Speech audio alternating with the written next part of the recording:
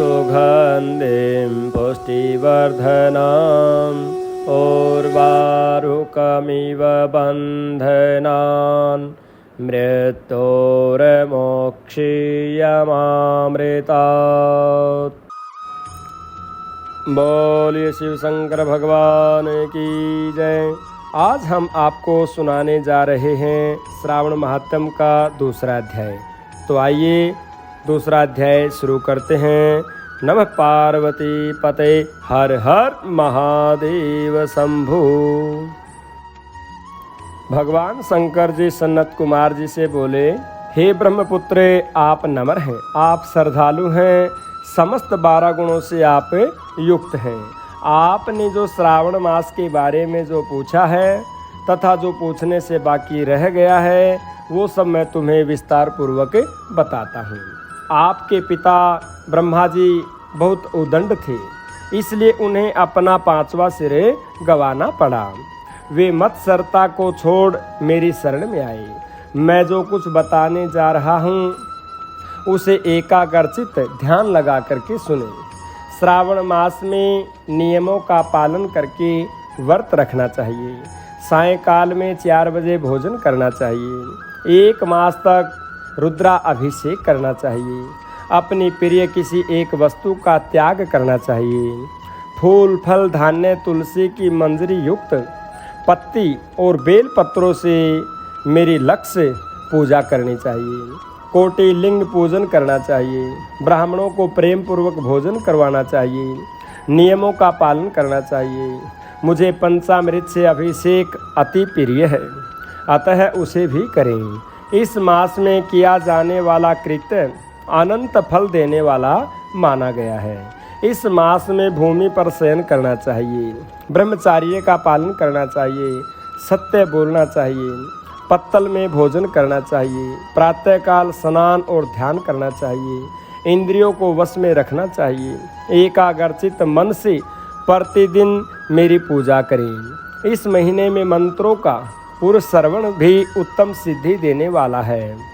गायत्री मंत्र ओम नमः शिवाय, ओम शाम सदा शिवाय का जप करना चाहिए। श्री सूक्त का जप करना चाहिए और ये बहुत ज़्यादा फलदायक हैं। ग्रह यज्ञ, कोटि होम, लक्ष्य होम, अयुत होम करने पर सद्य फलता मिलता है और मनोवांछित फल प्राप्त हो जाता है। जो प्राणी इस महीने में 1 दिन भी व्रत को छोड़ देता है वो महाप्रलय तक घोर नरक में जाता है। मुझे श्रावण मास से ज़्यादा और कोई भी मास प्रिय नहीं है। यह मास फलदायक है। निष्काम भाव से किए गए कर्म के फल स्वरूप मोक्ष प्रदान करने वाला है।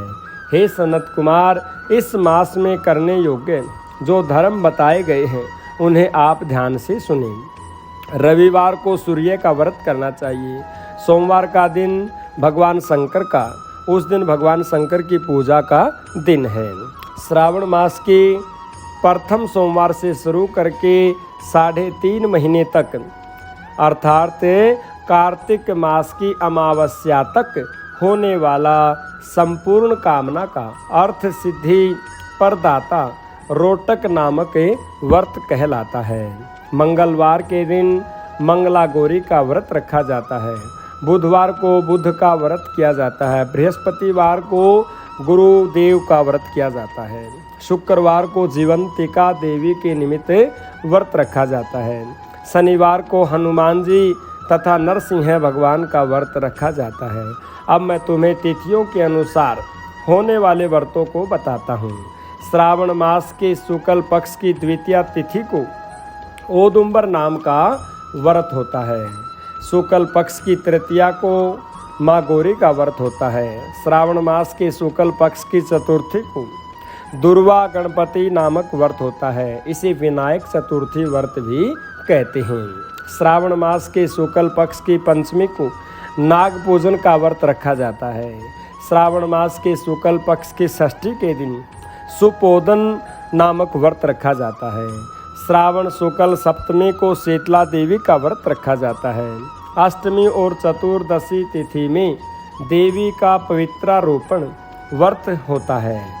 श्रावण मास की कृष्ण पक्ष की शुक्ल पक्ष की नवमी को नक्त व्रत का विधान है। शुक्ल पक्ष दशमी को आशा नामक व्रत किया जाता है। कोई कोई मनुष्य श्रावण मास की दोनों पक्ष शुक्ल और कृष्ण पक्ष की एकादशी को आशा व्रत रखते हैं। श्रावण मास के शुक्ल पक्ष की द्वादशी को भगवान विष्णु का पवित्रारोपण व्रत करना चाहिए।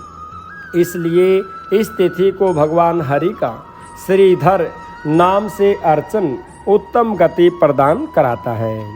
श्रावण मास के शुक्ल पक्ष की पूर्णिमा को उत्सर्जन, उपाकर्म, सभादीप, रक्षाबंधन, श्रावणी करम, सर्पबलि तथा हयग्रीव जयंती मनाई जाती है।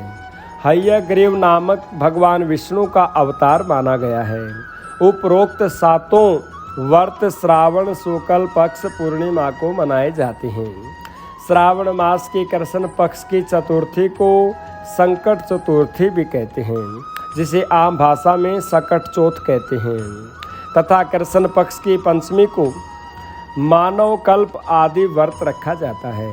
श्रावण मास के कृष्ण पक्ष की अष्टमी को भगवान श्री विष्णु ने श्री कृष्ण नाम से 16 कलाओं से युक्त अवतार लिया था। उस दिन व्रत तथा महोत्सव मनाया जाता है। श्रावण मास की अमावस्या के पिठोरा व्रत का विधान है। इस दिन कुशोत्पादन करना चाहिए। इस अमावस्या पर कुशा उखाड़नी चाहिए और वृक्षों का, बैलों का पूजन करना चाहिए। श्रावण मास के शुक्ल पक्ष की प्रथमा से लेकर समस्त तिथियों के अलग अलग देवी देवता हैं। प्रतिपदा के अग्नि देवता, द्वितीया के ब्रह्मा जी, तृतीया तिथि की माँ गौरी, चतुर्थी तिथि के भगवान गणेश, पंचमी तिथि के नाग देवता, षष्ठी तिथि के स्कंद, सप्तमी तिथि के सूर्य, अष्टमी तिथि के भगवान शिव, नवमी तिथि की दुर्गा, दसवीं तिथि के यम, एकादशी तिथि के विश्व देवा स्वामी हैं, द्वादशी तिथि के श्री हरि, त्रयोदशी तिथि के कामदेव, चतुर्दशी तिथि के भगवान शिव और पूर्णिमा के स्वामी चंद्रमा माने गए हैं। अमावस्या के स्वामी पितर होते हैं। जिस देव की जो तिथि है उस तिथि को उस देवी देवता की पूजा अर्चना करनी चाहिए। इस श्रावण मास में प्राय अगस्त नक्षत्र का उदय होता है। सिंह राशि पर सूर्य के संक्रमण के दिन से 12 अंश 40 घड़ी बीत जाने पर अगस्त नक्षत्र ऋषि का उदय होता है।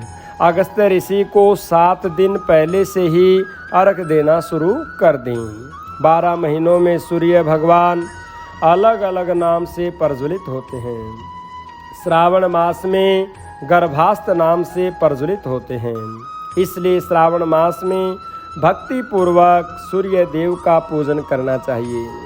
श्रावण मास में साग का त्याग करना चाहिए।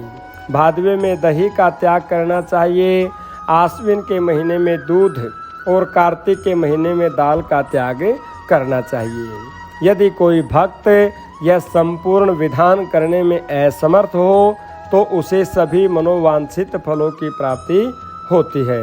हे मुनि श्रेष्ठ, इस श्रावण मास में मनाए जाने वाले व्रत और धर्मों का सविस्तार रूप से वर्णन करना कई 100 सालों में भी पूरा नहीं हो सकता।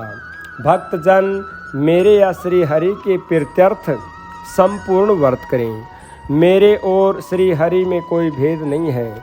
मेरे भक्त श्री हरि को प्रिय हैं और श्री हरि के भक्त मुझे प्रिय हैं। जो प्राणी इसमें भेदभाव की कल्पना करते हैं या करेंगे वे नरकगामी होते हैं। इसलिए इन नियमों का श्रावण मास में पालन करना चाहिए। हे सनत कुमार, आप श्रावण मास में धर्म पालना करें। बोल लक्ष्मी नारायण भगवान की जय। नमः पार्वती पते हर हर महादेव शंभो। यदि आप सभी को हमारी वीडियो पसंद आई हो तो हमारी वीडियो को लाइक करें, शेयर करें और सब ऐसी अनेक कथा सुनने के लिए हमारे चैनल को सब्सक्राइब करें ताकि हमारी वीडियो सबसे पहले आपके पास पहुंच जाएं। राधे राधे, धन्यवाद।